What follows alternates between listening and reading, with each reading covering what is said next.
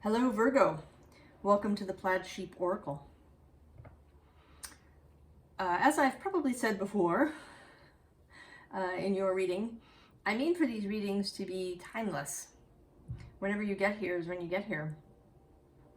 And it will have relevance and resonance if it's for you. But it is also informed by the current energies when I'm doing the reading. And currently, we've just had an Aries new moon at 0 degrees of Aries. But I think what's more important for you, actually, is that earlier this month on March 7th, Saturn entered Pisces. Neptune has been there solidly since 2012. And it may be, this can be, right, having Neptune opposite in his home sign could absolutely be an energy of expansiveness and imagination, dreams really becoming clear in your mind, that you're having these great ideas. But Neptune can also really be confusion, right? We've certainly seen that, haven't we? Neptune's that confusing energy, an inability to focus, things just not being clear, right? Incomprehensible somehow. And now that Saturn has entered that space, I believe that if this has been your experience, that's about to change. So every reading that I've done so far has had a slightly different beginning. Gemini, for example, wanted a reading from my book of quotes.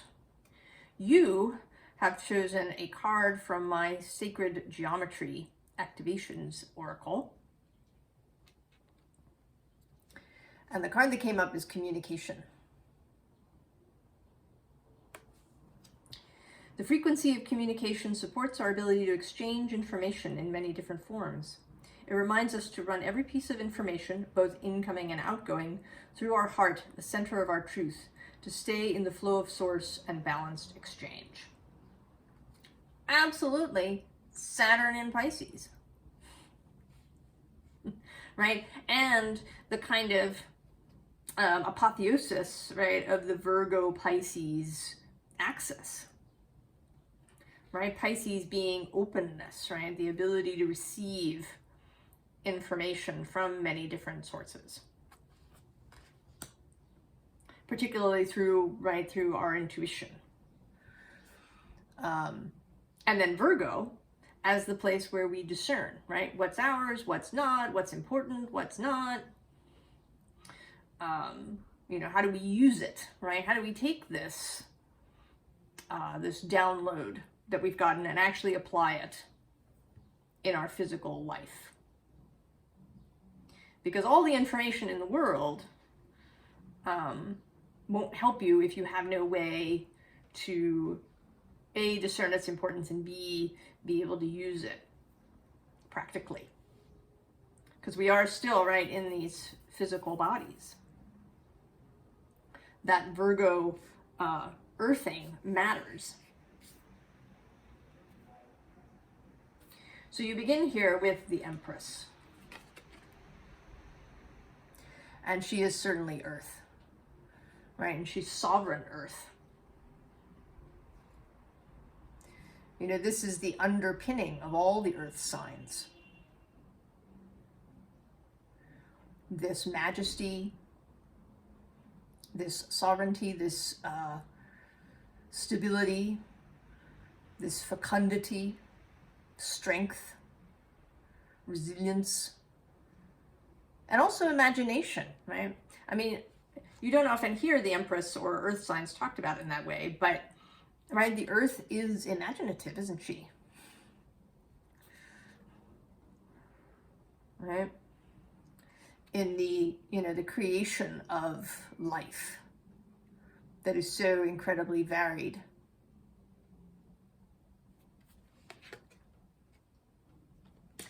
And we have here the devil, and I think he's doing double duty here.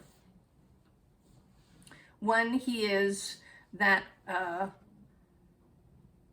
you know, kind of confusion, self-delusion, remaining trapped in thought patterns and behaviors that are counterproductive to us. All right. The behavior, right, that we find frustrating in ourselves, right? You know that doing X thing, right, on doom scrolling on social media, say, is, you know, makes you sad and exhausted.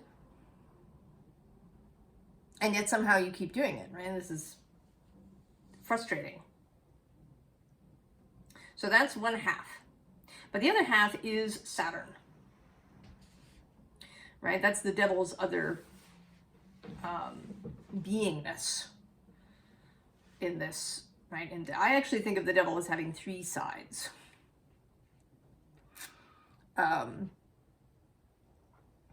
One is this confusion, self-delusion, addiction, frustration. Two is this Saturn energy, right? This is considered the card of Capricorn, everything in the physical world. All the stuff, especially the man-made stuff.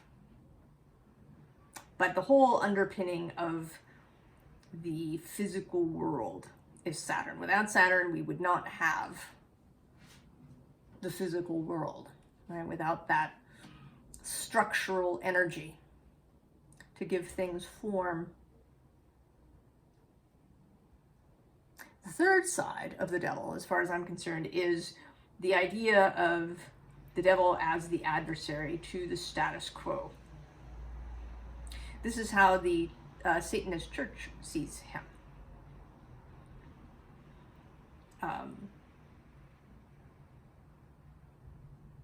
As subversive, transgressive, but in an expansive way, right? Not in that, you know, in that first side of addiction and dissolution, but in looking at what is happening and choosing an alternative way, right, as a kind of trickster energy too. But I think today he is particularly that showing up as what has been and as Saturn's entry, right, into your space. And then we have this Seven of Discs, Perseverance. Now this Seven of Pentacles has been, I don't know about you, but it's sort of been stalking me in my personal readings.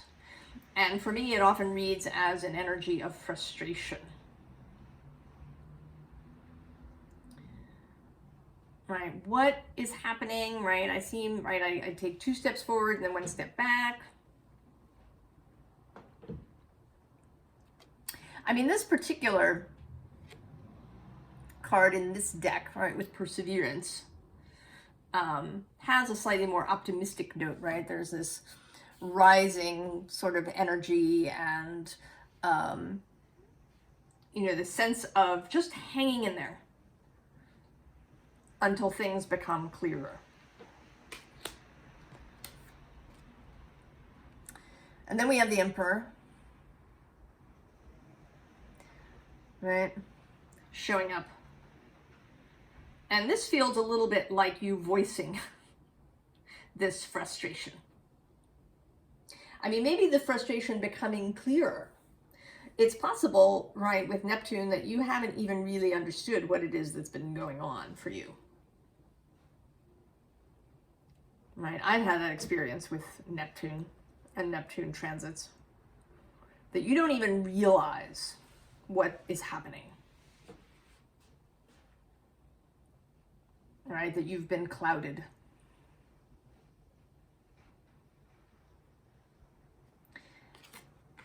And here you are sort of voicing that into the night. And then this Five of Swords. Now this card says defeat, but I think this is, right, this is this suddenly seeing that you've been in this confused state.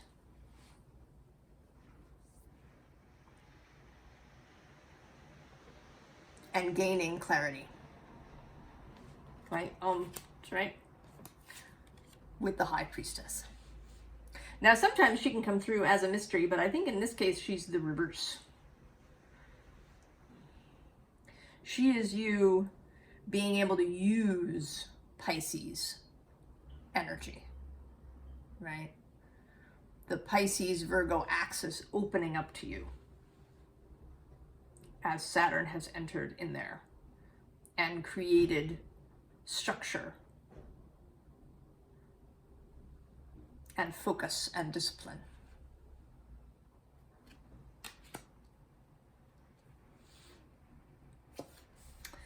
So, right, we're here in this next underlying with this, Four of Pentacles, which is stuckness. But underneath him is the Page, right, who's new energy. And, right, as a confirmation, the Wheel of Fortune, right? Movement.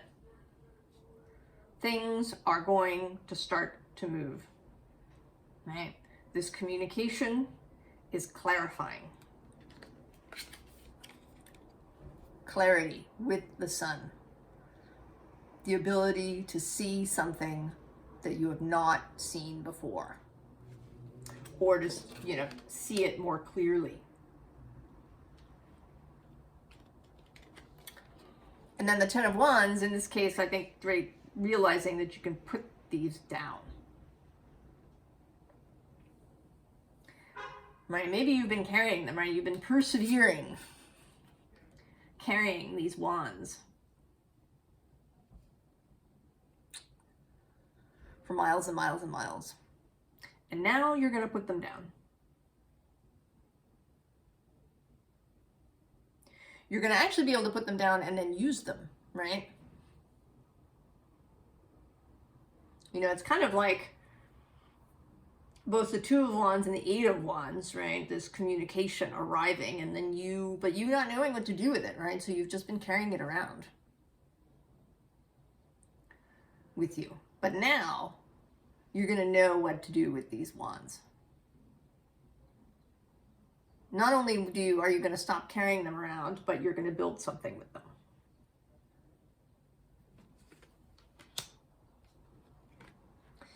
And here again, the moon not standing for confusion, but for Pisces. For this opening up of communication. And I think most specifically from, right, communication from spirit. And your own soul. And possibly your own heart.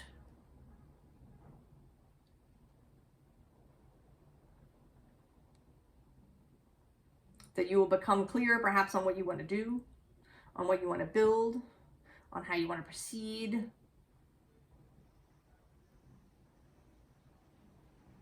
You may see things clearly, perhaps relationships that aren't working for you.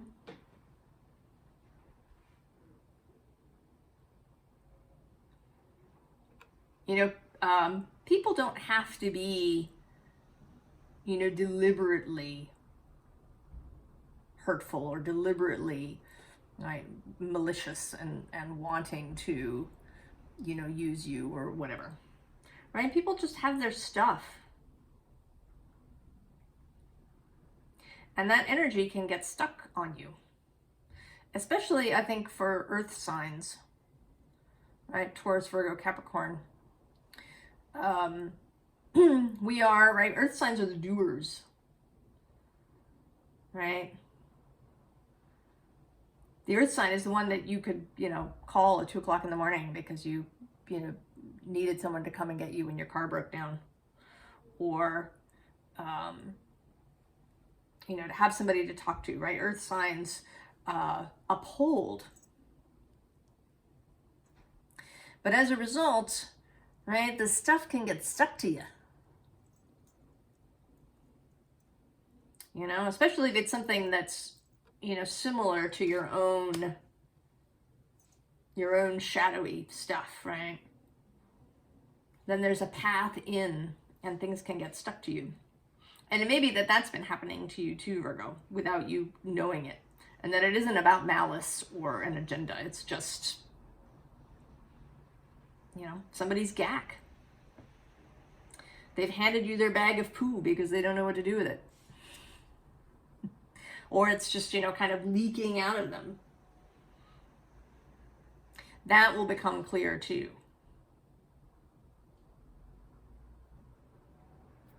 And I say that partly because the moon repeats again. And in this case, right, she's got this mask that she's holding.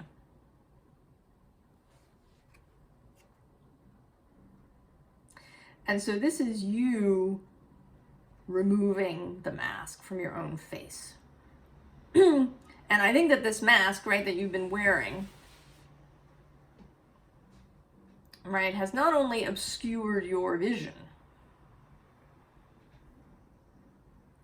but has made you, right, you don't even look correct to yourself, right? It's like you're wearing the mask when you look in the mirror.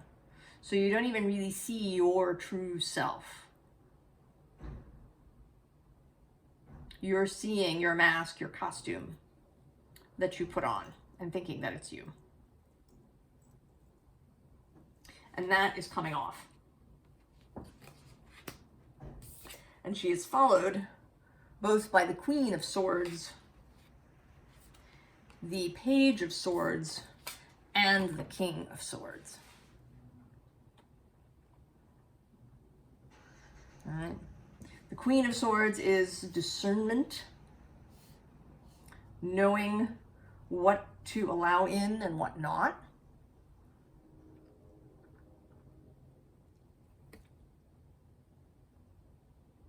Right? She has clear vision.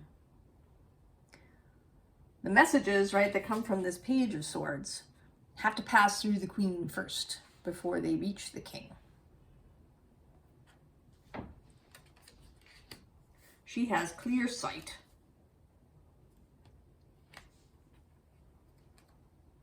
And then the King of Swords, right, is, mental clarity, calculation, strategy, planning, right? The ability to look ahead. He's the master chess player.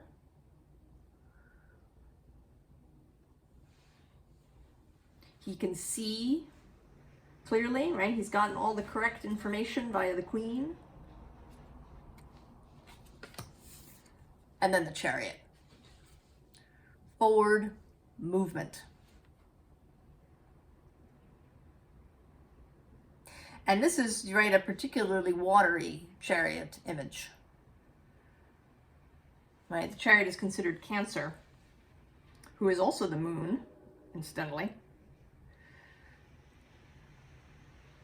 And who is sextile to you, and therefore is a great working relationship, you and Cancer.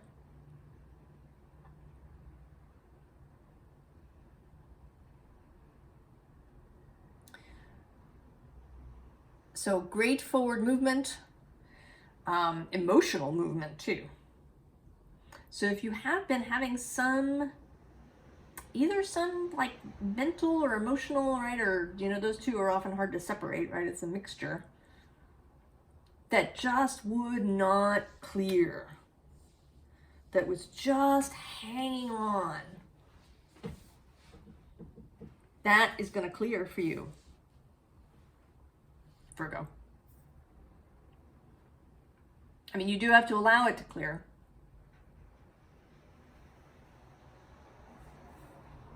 You have to be willing. But I think you are. I think you're quite ready. Right here you are, howling to the night. Quite ready to move on. So then we have this You Got the Love card from the Starseed Oracle, and it says, Hadarian energy, codependency, boundaries. Right. There's that, you know, possible gap that has been sticking to you maybe from somewhere. You might not even have known it, right? Because it might be really similar to your own gap. Your own stuff. Right? We're generally not susceptible to things that we have no emotional attachment to. Right? I mean, I, for example, have always been really confident in my intellectual abilities. So that's not where my stuff clings to me. You know, if somebody came up to me and said, you know, you're really stupid, right? That wouldn't stick because I know it's not true, right? That's a strong knowing in me. But there are other things that you could come up and say to me that would stick.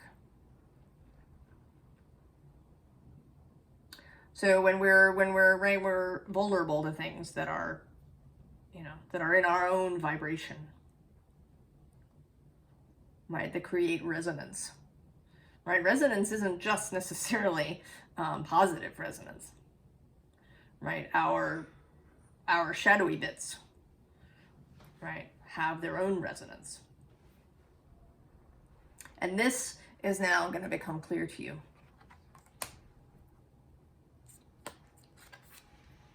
Then we have Child of the Cosmos. I like this card a lot. The intelligence of the universe lies within you. Right? Now that you are becoming clear, now that you are taking that mask off that maybe you've been wearing for a long time, you can see yourself properly as a child of the cosmos. As source itself here on Earth. And that leads us to these 7 star sisters. Birthing creation's tapestry of life expression. Right. And this, you know, also sort of with Virgo, you know, Virgo makes me think of Vesta. Right? They have some things in common. You know, and the Vestal priestesses. So I think you may also, right, be finding the right resonant people, right? People who are resonant with your creativity, with your expansion, rather than people who are resonant with your difficulties.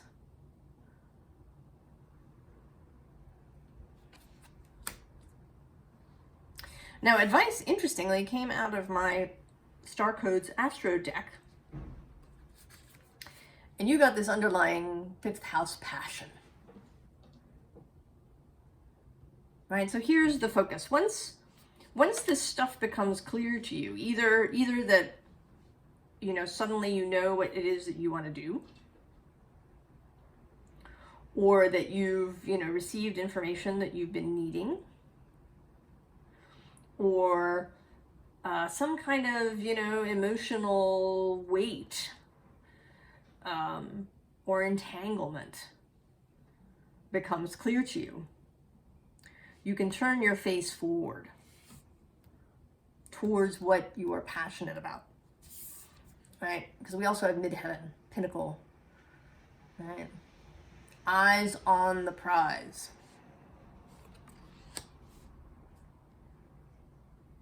Right? Know your own worth. Know what it is that you want to create.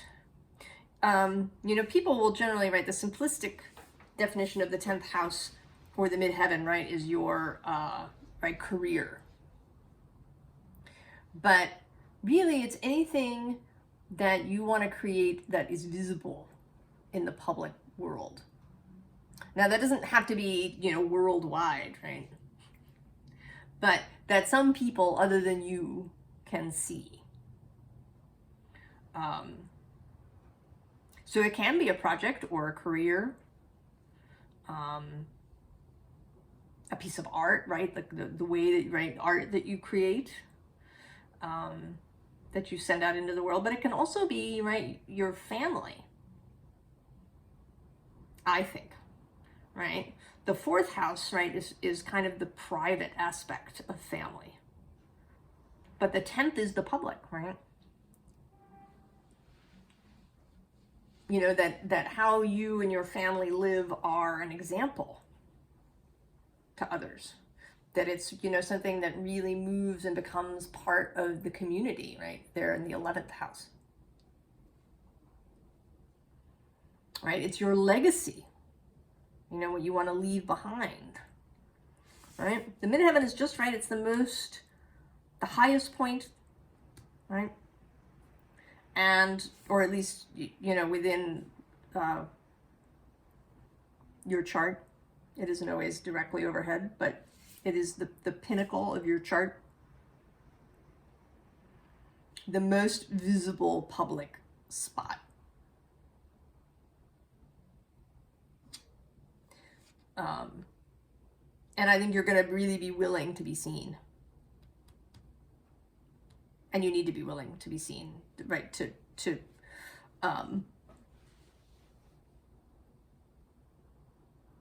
Right, to create what you want to create, I think. I mean, I try not to use the word should around here. But I think if you want to create what you want to create, that you will need to be willing to be visible. And then there's this solar calm card. Right? It's likely that our public life is not going to be calm. And this came up in another reading, if you can keep your head while all about you are losing theirs. So cultivate this calm in yourself. And Saturn will help you to do that. As actually will Mars. He's just moved into Cancer. So he is sextile Virgo.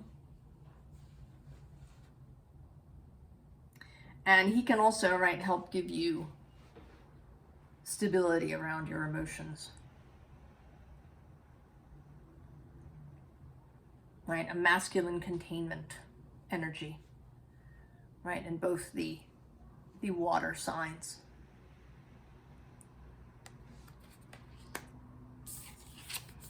And then dignified strength. And for me, this is about, feeling at home in your own body, right? A planet that is in its dignity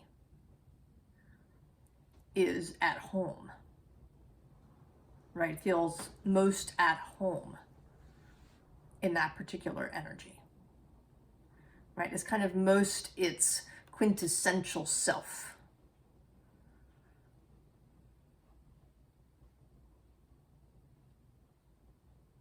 And also it's about personal integrity for me.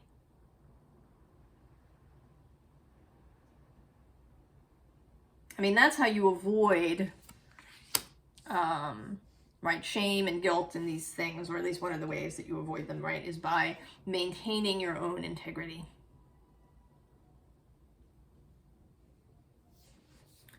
Not compromising that.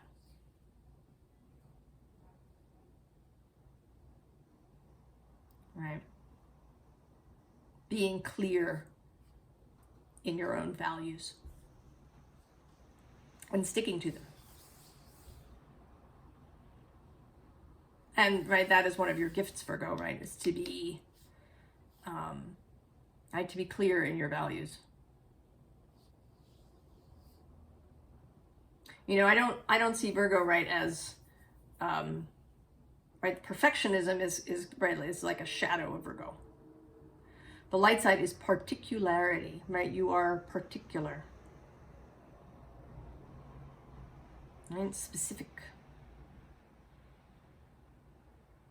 about what works for you and what doesn't, what you value.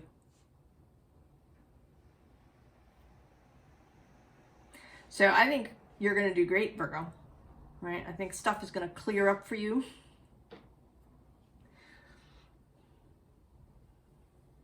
Right? You're really going to be able to move forward, get past this kind of frustration and weight energy and start moving in a way that's really comfortable for you. I wish you all the very best, Virgo, and I'll see you next time. So long.